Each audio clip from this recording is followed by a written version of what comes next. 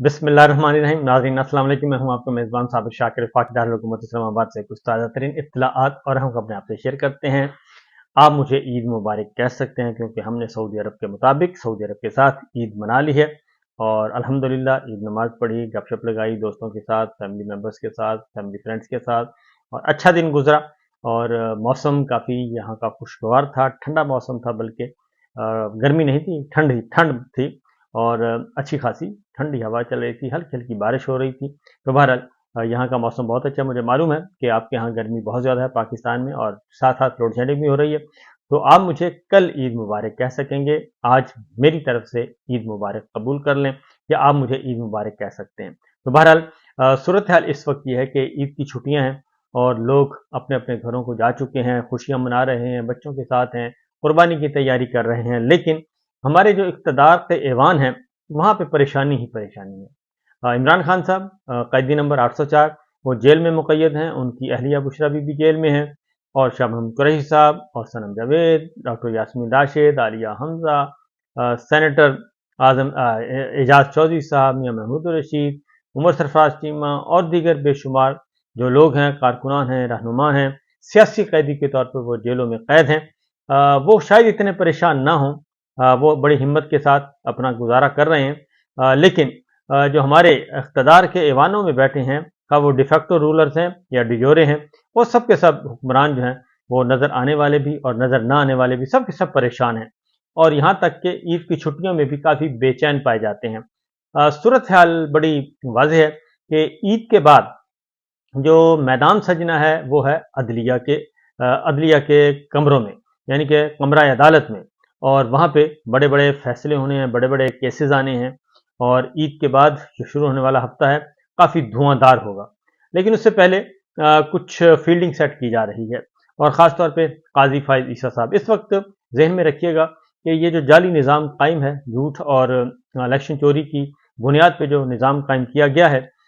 जिसकी कोई आइनी, कानूनी, जमहूरी हैसियत कोई नहीं है, ये जिन्होंने कायम किया है उनको भी पता है और जो इस वक्त निज़ाम चला रहे हैं उनको भी पता है कि हमारे पल्ले कुछ नहीं है, हमारी कोई अखलाकी हैसियत नहीं है, हम हारे हुए लोग हैं और हम सिर्फ चोरी और डकैती करके इलेक्शन पे तो यहाँ बैठे हुए हैं, काबिज हैं हम बुनियादी तौर पे। तो हुक्मरानों को बहुत अच्छी तरह अंदाज़ा है। अब इस पे जो मोहर लगवानी थी वो लगवानी थी सुप्रीम कोर्ट से और वहाँ पे मौजूद थे जनाब चीफ जस्टिस काजी फाइज़ साहब।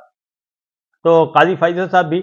इस जाली निज़ाम के क़याम में बहुत अहम किरदार है, उनका बुनियादी किरदार है बल्कि ये कहना चाहिए, क्योंकि लंदन अकॉर्ड जो बुनियादी तौर पे हुआ था वो हुआ था हमारी मिलिट्री लीडरशिप और शरीफ फैमिली के दरमियान। ये लंदन अकॉर्ड था, लंदन मुआहिदा था और उन दोनों के दरमियान ये हो गया, लेकिन उसमें हर्डल्स क्रिएट हो रही हैं क्योंकि वो जो लंदन अकॉर्ड है वो इंस्टीट्यूशन से बाला बाला किया गया था, वो पर्सनल कैपेसिटी में किया गया था, उसमें इंस्टीट्यूशंस जो हैं वो ऑन बोर्ड नहीं थे। इसी तरीके से काजी साहब ने भी मामला कुछ तय किए, उसमें भी वो भी इंस्टीट्यूशन से बाला बाला था और वो भी उनका अपना ज़ाती फैसला और ज़ाती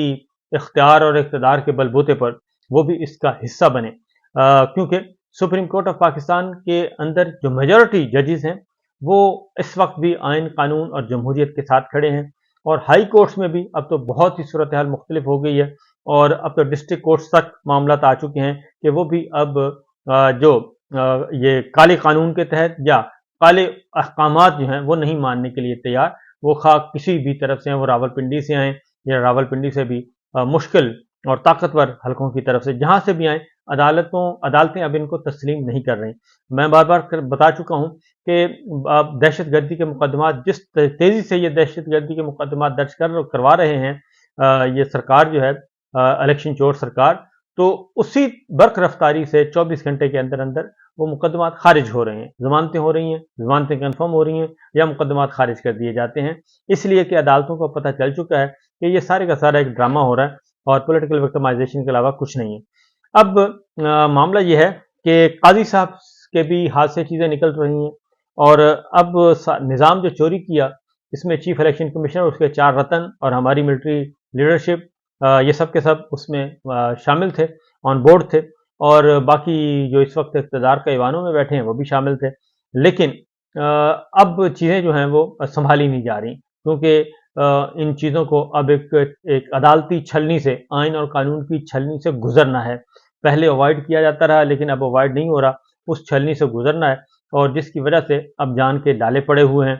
اب قاضی صاحب جو ہیں وہ بہت زیادہ ایکٹیو ہیں، چیف جسٹس جناب قاضی فائز عیسی صاحب بہت زیادہ ایکٹیو ہوئے ہیں، اور مجھے نہیں معلوم کہ ان کے کیا مفادات ہیں اور وہ کیوں اس حد تک ایکٹیو ہیں، باقی سب چھٹیاں منا رہے ہیں۔ ایک خبر آپ کے ساتھ ڈسکس کرتا ہوں کیونکہ چیزیں اسی طرف جا رہی ہیں، وہ ہے چیف جسٹس جناب ملک شہزاد صاحب، لاہور ہائی کورٹ کے چیف جسٹس ہیں، ان کو باقاعدہ طور پہ پلاننگ کے تحت، پلان کر کے منصوبہ بندی کے تحت، بلکہ کہنا چاہیے مضموم منصوبہ بندی کے تحت انہیں ہائی کورٹ سے نکالا گیا۔ Chief justice Lahore high court کے طور پہ وہ کام کر رہے تھے، ابھی 4 مہینے ہی ہوئے تھے، زیادہ عرصہ نہیں ہوا تھا، شاید 4 مہینے سے بھی کم ہوا ہے۔ تو مارچ میں وہ آئے تھے، اور مارچ سے اپریل اور مئی اور جون، یہ 3 مہینے گزرے ہیں، تو 3 مہینوں کے اندر اندر ان کو سپریم کورٹ شفٹ کر دیا گیا، منتقل کر دیا گیا، اور اس میں جو بنیادی کردار ادا کیا وہ قاضی فائز عیسی صاحب نے کیا۔ اور قاضی فائز عیسی صاحب کے ساتھ قاضی صاحب نے کیوں کیا؟ کیونکہ ان کو حکم حاکم تھا مریم سرکار کا کہ آپ ہمارے chief justice Lahore high court کو یہاں سے لے جائیں، یہ ہمیں بہت تنگ کر رہے ہیں، اور اگر یہ یہاں رہے تو فارم 47 جو ہیں وہ سارے واپس ہو جائیں گے، اور فارم 45 والی سرکار آ جائے گی، جو اصلی حکومت ہے وہ آ جائے گی، اور اس طریقے سے ہماری صوبائی حکومت بھی ختم ہو جائے گی، اور پنجاب مرکزی حکومت، یعنی کہ چچا بھی گیا اور بھتیجی بھی گئی۔ یہ بنیادی کام تھا، اور یہ لڑائی شروع ہوئی تھی الیکشن ٹریبیونلز کے قائم کرنے سے، اور الیکشن ٹریبیونلز کے لیے chief justice Lahore high court Malik Shahzad صاحب نے ججز کو نامینیٹ کر دیا، اور پھر ان کو نوٹیفائی بھی کر دیا، ان کا نوٹیفیکیشن بھی ہو چکا ہے۔ اگر ان ججز کے پاس یہ سارے فارم 47 اور فارم 45 والے جھگڑے جاتے ہیں، تو تمام کے تمام وہ آنریبل ججز جو ہیں وہ تگڑے جج ہیں اور سوچ سمجھ کے لگائے گئے ہیں، تو وہ 1 مہینے کے اندر اندر ان کا تیا پانچا کر دیں گے، اور ایک مہینے کے اندر اندر ان کی حکومت ختم ہو سکتی ہے۔ لیکن پہلے تو ملک شہزاد صاحب کو ذرا برائب کرنے کی کوشش کی گئی، پھر اس کے بعد برائب کے بعد اس کو کلٹیویٹ کرنے کی کوشش کی گئی، ان کو انسینٹیو دیے گئے، لیکن چیف جسٹس ملک شہزاد نہیں مانے، اور وہ اپنی بات پر قائم رہے۔ پھر دوبارہ اگلا ہوا انسداد دہشت گردی کے عدالت کے جج لگانے تھے، تو وہاں پہ بھی پسند کے ججز مانگنے کی کوشش کی گئی، تاکہ 9 مئی کے جتنے بھی ملزمان ہیں، سیاسی قیدی ہیں، ان سب کو ہم جیل کی ہوا دکھائیں اور سب کو سزائیں سنا دیں، 5 سال، 10 سال، 14 سال۔ یہ ایک پلان تھا، اس کو بھی چیف جسٹس ملک شہزاد صاحب نے نہیں مانا، اور وہ آئین اور قانون اور انڈیپینڈنس آف جوڈیشری کے ساتھ کھڑے ہو گئے، ڈٹ گئے۔ اس پہ ان کو اوپن کورٹ میں بھی اور ادروائز بھی باقاعدہ طور پہ دھمکیاں دی گئیں، اور پھر وکلا نے ایک احتجاج کیا، اور اس وکلا احتجاج پہ جان بوجھ کے لاٹھی چارج کروایا گیا لاہور پولیس کی طرف سے، تاکہ چیف جسٹس ملک شہزاد اور وکلا کے درمیان جھگڑا بڑھے، اور پھر ہم کہیں کہ یہ دیکھیں جی اب تو لا اینڈ آرڈر کا مسئلہ ہوا ہے، بالکل ایز پر اسکرپٹ وہی کچھ ہوا۔ اس کے بعد حملہ ہوا، احتجاج ہوا، لاٹھی چارج ہوا، آنسو گیس چلی، وکلا گرفتار ہوئے، اور اس کے بعد پھر جو تارڑ گروپ ہے، جو کہ ازلی شریف خاندان کے ساتھ جڑا ہوا ہے، تارڑ گروپ نے اور آزاد گروپ نے جن کو کہتے ہیں، وہ سارے کا سارا وکلا برادری متحرک ہوئی، اور وکلا برادری نہیں بلکہ ایک وکلا کا دھڑا ہے وہ متحرک ہوا، جو جوڑ توڑ میں بہت زیادہ مہارت رکھتا ہے، لہٰذا وہ ان کے ذریعے پہنچا گیا وایا پاکستان بار کونسل اور پنجاب بار کونسل، وہ پہنچا گیا چیف جسٹس قاضی صاحب کی طرف، اور قاضی صاحب سے کہا گیا کہ جناب آپ چیف جسٹس ملک شہزاد صاحب کو وہاں سے نکالیں۔ لہٰذا قاضی صاحب نے آؤ دیکھا نہ تاؤ، اور مریم صاحبہ کی خواہش بھی پوری کی، اور اپنے اس دھڑے کی بھی خواہش پوری کی، اور ان کو لے آئے۔ ابھی تک وہ آئے نہیں ہیں، پارلیمانی کمیٹی نے اجازت دے دی ہے، جوڈیشل کمیشن نے ریکمنڈیشن بھیجی تھی، اور عید کے بعد ملک شہزاد صاحب جو ہیں وہ سپریم کورٹ میں آ جائیں گے۔ لیکن ہوا یہ ہے، جو میں آپ کو بتانے جا رہا ہوں، ہوا یہ کہ اگر چیف جسٹس ملک شہزاد صاحب سپریم کورٹ بھی آ گئے، تو وہ پھر قاضی صاحب کے ساتھ تو ان کی انبنی رہے گی، کیونکہ قاضی صاحب جو ہیں وہ پرو گورنمنٹ ہیں، پرو اسٹیبلشمنٹ ہیں، اور وہ وہی کچھ کرنا چاہتے ہیں، کر رہے ہیں جو ان کو حکم دیا جاتا ہے، اس کے اکارڈنگلی وہ کر رہے ہیں، اور وہ بھی اس جعلی نظام کو بچانے کے لیے دن رات ایک کیے ہوئے ہیں، کیونکہ بلے کا نشان واپس لینا، انٹرا پارٹی الیکشن کو ریجیکٹ کرنا، تو قاضی صاحب کا ہی فیصلہ تھا، تو لہٰذا قاضی صاحب اس کے پارٹ اینڈ پارسل ہیں۔ اب ہوا یہ ہے کہ چیف جسٹس ملک شہزاد صاحب نے کل ایک بات کی اور انہوں نے کہہ دیا اوپنلی کہ ہمیں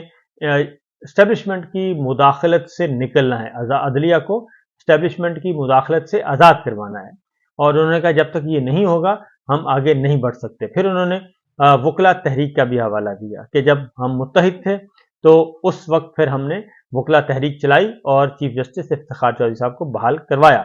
تو وہ کافی حوصلے میں انہوں نے باتیں کی اور وہ انہوں نے بتایا کہ وہ بلیک میل نہیں ہوں گے۔ اسی طریقے سے پھر سرگودا میں جج محمد عباس صاحب کو جو دھمکیاں لگائی گئیں انہوں نے خط لکھا، اس خط پہ بھی چیف جسٹس ملک شہزاد صاحب نے فوری ایکشن لیا اور ایکشن لیتے ہوئے وہ سو موٹو کیس جو ہے وہ اس کی ججمنٹ ابھی انہوں نے لکھنی ہے اور عید کے بعد وہ اناؤنس کریں گے۔ یہ وہ بیک گراؤنڈ ہے جس کی وجہ سے حالات کافی پریشان کن ہیں الیکشن چور اور مینڈیٹ چور کے لیے اور ان کے سہولت کاروں کے لیے۔ ان سہولت کاروں میں چیف الیکشن کمشنر بھی شامل ہیں اور قاضی صاحب بھی شامل ہیں کیونکہ وہ اس کا حصہ بن چکے ہیں اب، لہٰذا ان کی جو پریشانیاں وہ ختم ہونے کو نہیں آ رہی۔ اب چیف جسٹس شہزاد صاحب کو سپریم کورٹ لے آئے تو سپریم کورٹ میں بھی وہ ظاہر ہے قاضی صاحب کی سوچ اپروچ جو ہے پرو اسٹیبلشمنٹ، پرو گورنمنٹ اور اینٹی جمہوریت، anti constitution, anti rule of law, اس کو وہ فالو نہیں کریں گے کیونکہ قاضی صاحب نے تو اپنی آنکھیں، کان، ناک، منہ ہر چیز بند کی ہوئی ہے، وہ نہیں دیکھ رہے کہ اس وقت ملک میں ہو کیا رہا ہے۔ بہرحال اب ہوا یہ ہے کہ چیف جسٹس شہزاد احمد صاحب نے جب یہ بات کی کہ اسٹیبلشمنٹ کی انٹرفیئرنس سے عدلیہ کو آزاد کرانا ہے تو اس کے بعد بھائی لوگ جو ہیں وہ کافی تپ گئے، لہذا فوری طور پہ ایک 2 سال پرانا کیس ہے، 2 سال پرانا، ایک کوئی مبینہ ایکسیڈنٹ ہوا تھا اور ایکسیڈنٹ میں ایک بچے کی ہلاکت ہو گئی تھی، تو اس کیس کو دوبارہ سے زندہ کیا گیا اور چیف جسٹس اسلام آباد ہائی کورٹ جو ہیں وہ بھی کافی ایکٹیو نظر آئے اس معاملے میں اور انہوں نے بھی جو 2 سال تک خاموش رہے، اب انہوں نے کہا کہ وہ تحقیقات کی طرح ہیں، لہٰذا آنن فانن تحقیقات کروائی گئیں اور جلدی جلدی چیف جسٹس ملک شہزاد احمد کے خلاف ایک جوڈیشل جو ہے وہ ریفرنس بھیجا گیا ہے اور جوڈیشل کونسل کو شکایت جو ہے یہ رفاقت علی تنولی نے بھیجی ہے جی بذریعہ رجسٹری، اور انہوں نے کہا ہے کہ جسٹس شہزاد ملک نے میرے بیٹے کے بہیمانہ قتل کے انصاف کے عمل میں رکاوٹ بنے ہیں اور جسٹس شہزاد ملک نے اپنے آفس عہدے کا غلط استعمال کیا ہے اور مس کنڈکٹ کیا ہے، لہٰذا ان کو عہدے سے برطرف کیا جائے۔ یہ انہوں نے 29 مئی کو شکایت جو ہے جوڈیشل کونسل کو بذریعہ رجسٹری ارسال کی۔ رفاقت علی صاحب نے، یہ ان کے ہیں جو درخواست گزار ہیں، انہوں نے، رفاقت علی تنولی نے۔ اب یہ 2 سال سے کیس پڑا ہے۔ 2 سال پہلے جسٹس شہزاد صاحب کی بیٹی کی گاڑی مبینہ طور پر اس سے ٹکر ہوئی تھی اور یہ مقدمہ درج تھا اور 2 سال تک یہ مقدمہ بالکل خاموش رہا اور کسی قسم کی کوئی بات نہیں کی گئی، لیکن جیسے ہی وہ چیف جسٹس بنے لاہور ہائی کورٹ کے اور جیسے ہی انہوں نے انکار کیا تو انکار کرنے کے بعد پھر یہ ایک تازہ سیگمنٹ فوری طور پہ نکالا گیا ہے اور یہ چیزیں اب قاضی صاحب نے کیا کیا؟ قاضی صاحب نے چیف جسٹس ملک شہزاد صاحب کو بلوایا، چھٹی والے دن بلوایا اور انہوں نے شاید کہا کہ وہ اویلیبل نہیں ہے، جو گھر والوں نے فون سنا تو انہوں نے کہا کہ نہیں بہت امپورٹنٹ ہے، جلدی جلدی ان کو جگائیں اور بتائیں، تو لہٰذا ایک مبینہ طور پر اسلام آباد کے جو در و دیوار ہیں وہ بتاتے ہیں کہ ملک شہزاد صاحب chief justice Lahore high court کی اور چیف جسٹس قاضی فائز صاحب کی ملاقات ہوئی ہے اور اب جو میری جو سینس ہے وہ یہ بولتی ہے کہ قاضی صاحب جو ہیں وہ اس کو ایک بلیک میلنگ چپ کے طور پہ استعمال کریں گے۔ چیف جسٹس ملک شہزاد صاحب کے خلاف جو درخواست آئی ہے، کیونکہ ہے تو وہ بالکل